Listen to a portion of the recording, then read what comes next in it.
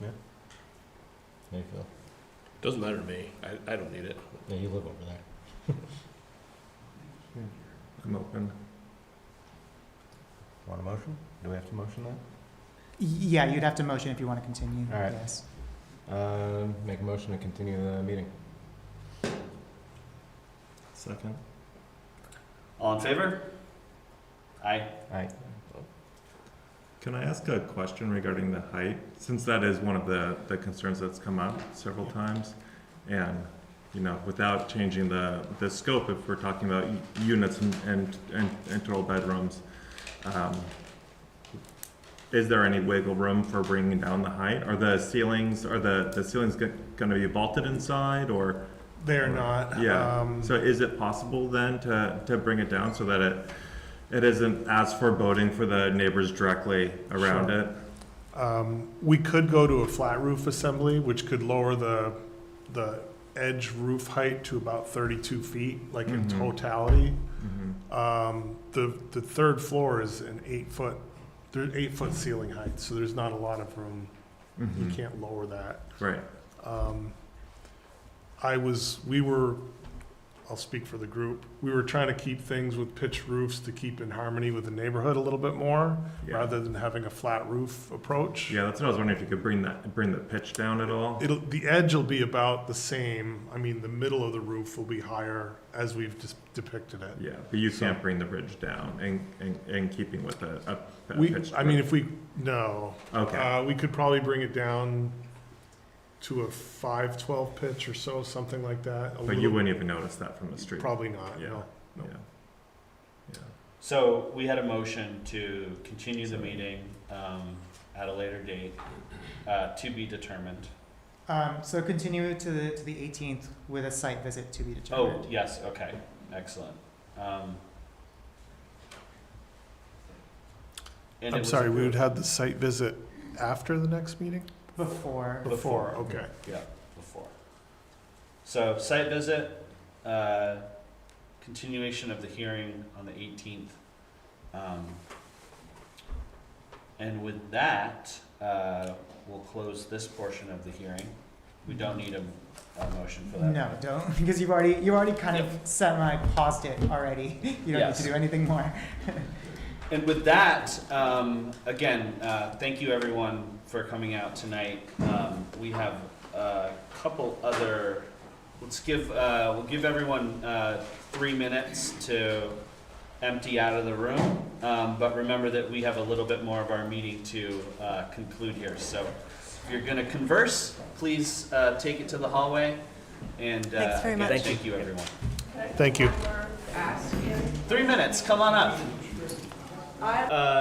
City updates. Yeah, I got a whole memo. That's right. What was on it? It's been a long evening. I so- gave you 5 minutes to. I know. That was the 5 I minutes. know. I'm Empty the room. Pull up the memo. I know. Let's see. So on that memo, I talk about permits that we've issued. So last year we issued 39 total zoning permits, 116 dwelling units. 83 of those dwelling units were part of the Winooski Falls Way project, the hotel housing project. Mm-hmm. And 9 of those the housing units were for priority housing projects. So, and all 9 were 3+ bedroom dwelling units. So far this fiscal year, since July 1, I've received 27 zoning permit applications, issued permits for 11 dwelling units, the biggest one being 7 dwelling units on Main Street. They're doing construction at the corner of Main and Lafountain. And so that's going to be 7 units with a ground floor commercial.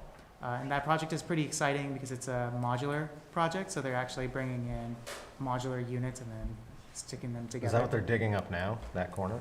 Mm-hmm. Yeah, I was yeah. wondering what they're doing. But Yeah. the formwork of the foundations right now. Oh, okay. I was like, what are they doing over here? Yeah, so Armory, you just discussed the Armory. Planning Commission is considering a number of amendments, one's for gentle infill. It's mainly very technical, a lot of cleanup, but the overall purpose is for gentle infill. Another piece that the Planning Commission is also considering Armory and then Franklin Street projects are design standards, more rigorous design standards for the residential districts.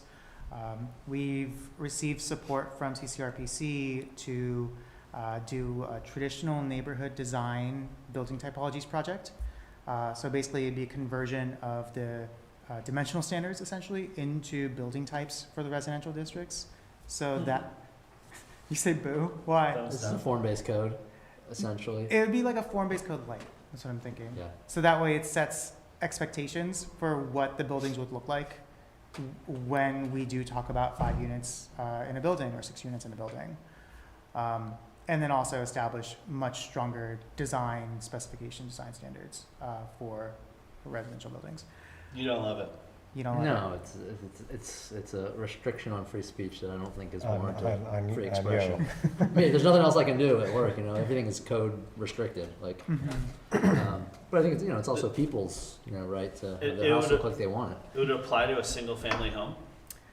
that's what we're trying to figure out. I think I need to type up the scope of work. My main focus was on multifamily dwellings, so like 4 units, 5 units, 6 units. So Yeah. that way these questions about size, scale, and massing come up. We go through this process of better understanding what is the character of the neighborhood and then providing expectations for that. Yeah. those I are would encourage a regulations. light hand, that's my Yeah, 2 what if, cents there. what if what we think looks good now looks like hot trash in 30 years? Or to the point of Yeah. everyone who spoke here, you know, like our zoning is encouraging change in the character of the neighborhood essentially, while it's at the same time legislating we preserve the character of the neighborhood. So it's like you're gonna fall on this board to like balance those two. Yeah. You know, like It gets weird, and I definitely understand the architect's argument because planners are planners. Planners don't design buildings, so. I mean, so- just look at, you know, Don't stifle an artist. stuff that's being designed to meet these codes, not necessarily looking very nice in the end. You know, like it's hard to legislate good design. Yeah, I'm gonna have to ask you for some colorful opinions at some point, David, about this project. But Can't buy good taste. Could we potentially Unless you hire my schedule, firm. like, I don't know, on a semi-annual basis, like a meeting with the planning commission? Oh yeah. Tell them what we Combined want. meeting. That's a good idea. I like that.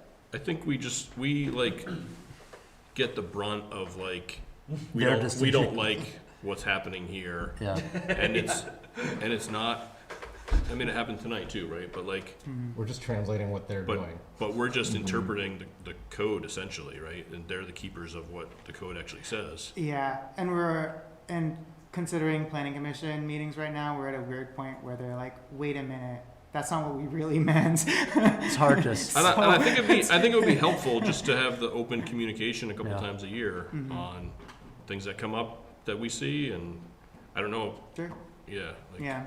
I don't know that it has to be a meeting like this that has like other things on the agenda. Yeah. But like to be able to just have the Yeah. formal communication. Yeah.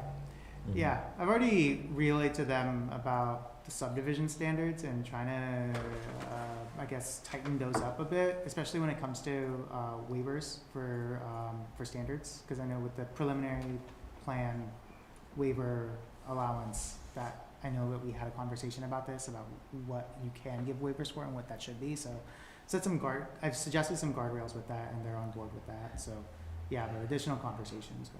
I'd also like to see. But I some- think we'd like to have that conversation Yeah, too, right? sure, Not just through you. Mm-hmm. Yeah. Because I think there's a difference of opinion sometimes. Yeah.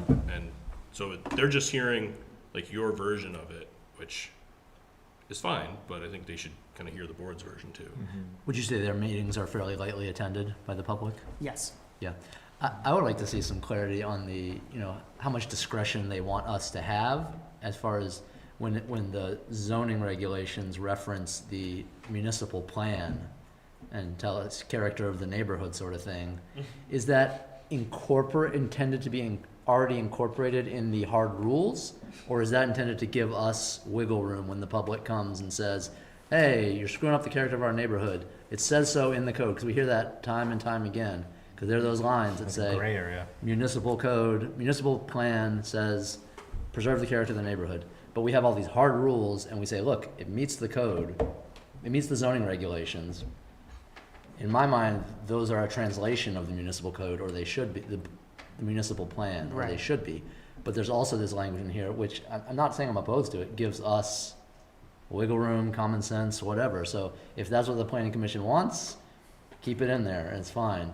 I don't think we hardly ever say no based on the vaguer standards. Yeah, I've done a lot of thinking about this, and I think the way that I'm interpreting it is, like, that's almost like the top line review of, does this project meet the scale of the neighborhood? And if it does, then, like, okay, now it's gotta meet all of the hard regulations of, like, the parking and the lot coverage and all that stuff. And so, I mean, the way that it's written, like, early on in the, like, list of things you gotta look at, it seems like it's leaning towards, look at the scale, does it fit with the neighborhood, and then look at all the other stuff. I think it's also an easy thing for people to attach to and say, well, I don't want to read all this other stuff. It is. Does it fit the character? Yeah. And Yeah. And it's a weird chicken and egg thing, because when you check the municipal bylaw reports that the planning commission is legally required to submit to the state to show that the zoning regulation amendments are in line with the municipal plan, it's supposed to state. So this is why we are suggesting, or we are allowing for 6 units in a building in the residential districts, because this is the language that we are stating that's allowing for this in the municipal plan. So it gets into this weird circle, right? So then if the planning commission and city council agrees that based on what's written in the municipal plan that 6 units in a building is allowed, and then a project comes to you, and then you say, wait a minute, based on my interpretation of the municipal plan, this shouldn't be allowed. You get into this weird circle. I've always, I think you all know how I view this, is that it's a question that is, it's kind of a weird question to ask that really doesn't, that you end up with this weird circle that really shouldn't have been asked in the first place, because if I'm doing my job right, if planning commission is doing their job right, if city council is doing their job right, then the zoning and the comprehensive plan should be in full alignment. And if it's not in alignment, then that should be legally checked. But if it becomes this conversation piece amongst you, then it's you're really questioning the entirety of the zoning then. Right, well, that is also the potential for unfairness, because it becomes very Mhm. subjective, that higher level review then, Right. I think, Mhm. you know, so this one seems out of scale, or maybe I'm influenced by the number of people saying it is at the Right. meeting. I don't want that. Well, it also, Which is an important part, right? That's why this is a public Yeah. meeting, to get the public's input. So Right, if we're never influenced by the public's opinion, then maybe something's wrong with that. Like, Mhm. so. And it seems like But- that's what the public But en then you- masse and- feels. And then you gotta hold consistency from then on out. do, So yeah. if we don't get that kind of Yeah, appearance of people, I mean, and we it's allow it to go through, but we didn't the other one. but also considering that you're also a quasi-judicial board, just like with my role as the zoning administrator, I can only do what's specified in the zoning regulations, just like you can only. right, if this went to the You can only court, follow they're the gonna look at standards they're gonna look at the for hard one. rules. Yeah, they're gonna And say, then Right. you're also testing who's actually in the room on a Thursday night before like the week before Thanksgiving. It's first off, it's a weeknight, right? And then so that itself, you're getting a smaller subset. And then now you're entering into the holiday season, so then you're even getting a much smaller subset of who's able to even attend these meetings in the first place. So you can't really use the people in the room as a litmus test Right. for what the entirety of the community feels, really. Also, I can say as much as I want that people should go to the planning commission, but, you know, people don't have time, they have busy lives, but like, That's maybe also the on a planning Thursday commission, night. maybe the planning commission should be after us, so we can be like, stick around and explain why you don't like these rules, so you can have them changed. I mean, like, So then I'm Well, never. because speaking people on don't care about the Thursdays, rules right? until it affects their personal lives, which is fine, you know, that makes sense, you Mhm. know, and it's hard to tell like you've said, it's hard to tell what the rules are gonna generate, Mhm. right, in a way, yeah, until you start seeing it.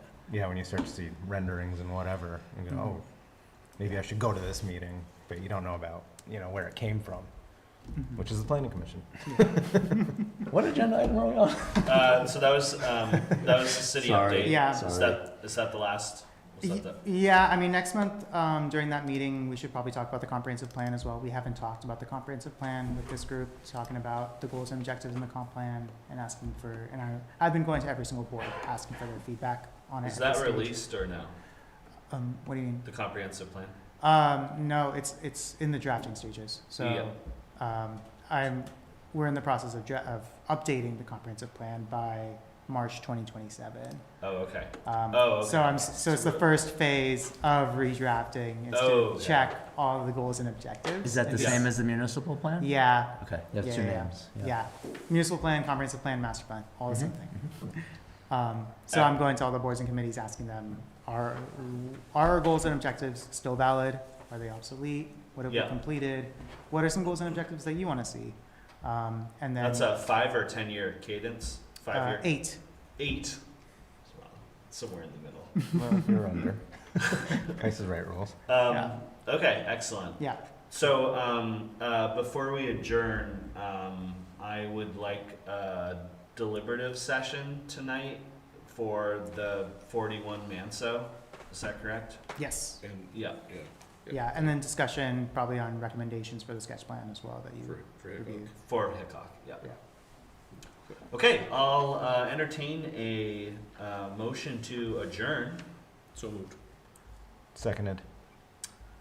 Moved and seconded. All in favor? Aye. Aye. That concludes the November 20th meeting of the DRB. Okay.